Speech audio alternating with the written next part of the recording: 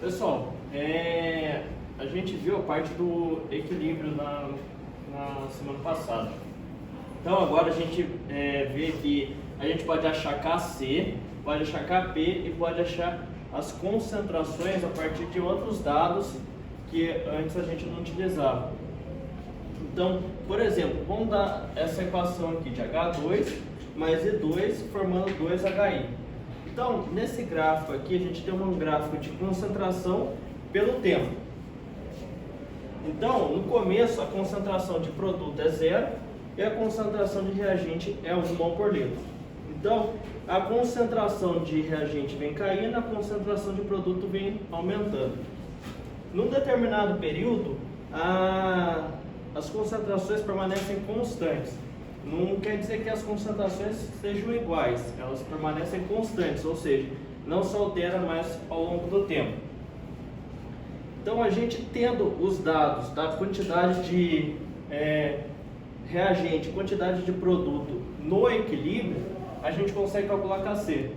Como Kc é a concentração do produto sobre a concentração do reagente elevado aos coeficientes estequiométricos dele, então a gente vai ter, como a gente tem 2HI, a gente vai ter HI elevado ao quadrado sobre I2, o coeficiente dele é 1, vezes a concentração de H2, o coeficiente dele também é 1.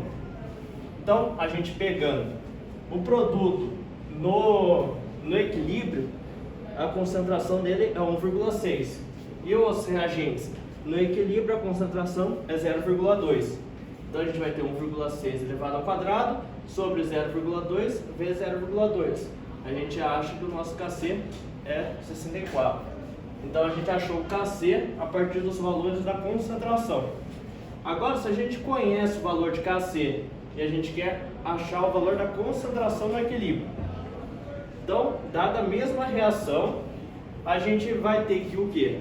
A reação, ela tem 1 mol de H2 mais 1 mol de E2, formando 2 mols de HI.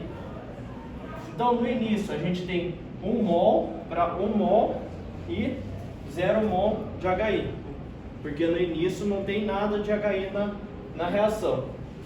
Aí a gente vai ter uma variação. Como a reação é 1 para 1, a mesma variação de H2 vai ser a mesma variação de I2. Só que a variação de HI vai ser o dobro, porque o coeficiente dele é 2. Então a variação vai ser x, x e 2x. Então no equilíbrio, a concentração de H2 vai ser 1, que era o inicial, menos a variação, menos x. Do I2 a mesma coisa, 1 menos x. E do HI é 2x menos 0, que vai ser 2x. Então a gente pega, joga na fórmula do Kc esses valores no equilíbrio aqui. Como o Kc é 100, nesse caso o Kc é diferente porque o Kc varia com a temperatura. Nesse caso aqui era uma temperatura, agora a gente está falando de 300 graus. Então, como o Kc é 100, a gente vai ter Kc é igual a concentração de 2 elevado ao quadrado, então 2x ao quadrado sobre 1 menos x vezes 1 menos x. Então vai ficar 100, que é o valor de Kc. Aí a gente pega esse expoente ao quadrado e joga para fora, porque 1 menos x vezes 1 menos x é 1 menos x ao quadrado. Então em cima e embaixo está elevado ao quadrado. Então a gente pode jogar ao quadrado para fora e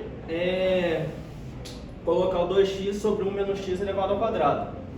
Como 100 é 10 ao quadrado, então a gente faz raiz desse lado e raiz desse lado. Então vai ficar 10 igual a 2x sobre x menos 1. Então a gente passa o x menos 1 multiplicando 10, a gente vai ficar 10x menos 10 é igual a 2x. Então no final a gente vai ter 12x igual a 10. E a gente vai saber que o valor de x é 0,83. Então a gente pega esse valor de x, substitui aqui, vai ficar 1 menos x, que é 0,83. A gente acha que a concentração de H2, que é igual à concentração de E2, é 0,17 mol por litro. E a concentração de HI é 1,66 mol por litro, que é 2x. Agora a gente também pode achar Kp a partir das pressões parciais. Sabendo a pressão de H2 A pressão de I2 é a pressão de HI. A gente pode jogar na fórmula de Kp, como o coeficiente estequiométrico do HI é 2, ele é elevado ao quadrado, os outros são 1, então não eleva a nada. Vai ficar pressão de HI elevado ao quadrado sobre pressão de I2 vezes pressão de H2. E a gente substituindo esses valores nessa equação, a gente acha que o Kp é 62,67. Agora a gente pode achar também uma relação matemática entre Kc e Kp. Como? Kc, a gente tem essa fórmula para essa reação, ou seja, o produto sobre o reagente elevado aos seus coeficientes estequiométricos. E o Kp é a mesma coisa, pressão do produto sobre o reagente elevado aos seus coeficientes. Como na equação de Clapeyron a gente tem que PV é igual a nRT, a gente sabe que a pressão é nRT sobre o volume. A gente só passou o volume dividindo esse lado aqui. Só que número de mols dividido pelo volume é o que? Concentração. Então a gente tem que pressão é igual a concentração vezes RT. R é a constante dos gases e T é a temperatura. Então a gente substitui, onde tem pressão no Kp, a pressão no Kp por a concentração vezes RT. Então Kp vai ficar o que? Concentração de C vezes RT elevado a C. A gente só substituiu a pressão de C por concentração de C vezes RT. Então a gente substitui em todos.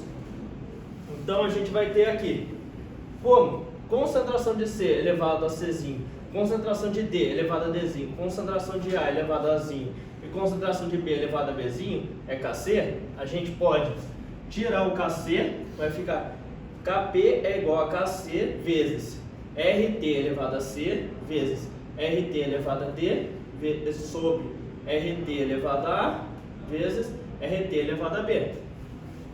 Então, Kc é igual a Kp é igual a Kc vezes RT elevado a Czinho vezes RT elevado a Dzinho, vai ficar RT elevado a C mais D. C mais D, exponenciação. E RT elevado a Zinho vezes RT elevado a Bzinho, vai ficar RT elevado a A mais B. RT elevado a A mais B. Só que C mais D sobre A mais B, se a gente tiver um quociente aqui, a gente pode subtrair os expoentes.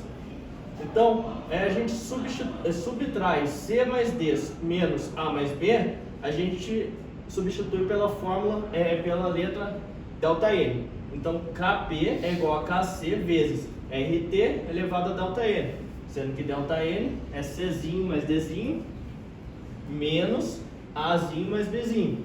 Tudo bem? Então, verificando se o sistema está em equilíbrio. Se a gente tiver uma determinada concentração de HI, uma determinada concentração de I2 e uma determinada concentração de H2, a gente, sabendo o valor de Kc, a gente calcula algo chamado quociente da reação. Se a gente calcular o QC, que é a mesma fórmula de Kc, e esse valor for menor do que Kc, a gente sabe que a reação não está em equilíbrio e vai prevalecer a reação direta, ou seja, reagente formando produto. Se a gente achar um valor de QC maior que Kc, a gente também vai saber que a reação não está em equilíbrio e vai prevalecer a reação inversa, ou seja, produto formando reagente. E se QC for igual a Kc, a reação vai estar em equilíbrio. Então, com determinados valores de concentração, a gente consegue saber pelo valor de Kc se ela está em equilíbrio ou não. E também a gente tem um grau de equilíbrio, que é mais ou menos parecido com o grau de ionização quando a gente estudou ácidos. Se a gente pegar a quantidade de mol consumida, dividir pela quantidade inicial de mol, a gente vai ter um valor, que se multiplicado por 100, a gente acha ele em porcentagem. Então, quanto maior essa porcentagem, ou seja, quanto maior o grau de equilíbrio, mais eficiente é a reação. Ou seja, a gente consegue consumir uma quantidade considerável para produzir o produto. Quanto maior o grau de equilíbrio, maior a eficiência da reação. Tudo bem? Deu para entender? É bastante conta, mas tem bastante relações matemáticas que vai simplificando até a gente nas chegar. Nas questões sempre cai, tipo, assim, pode fazer bastante conta. A gente sabendo o conceito do que a gente está fazendo aqui, a gente consegue fugir bastante das contas.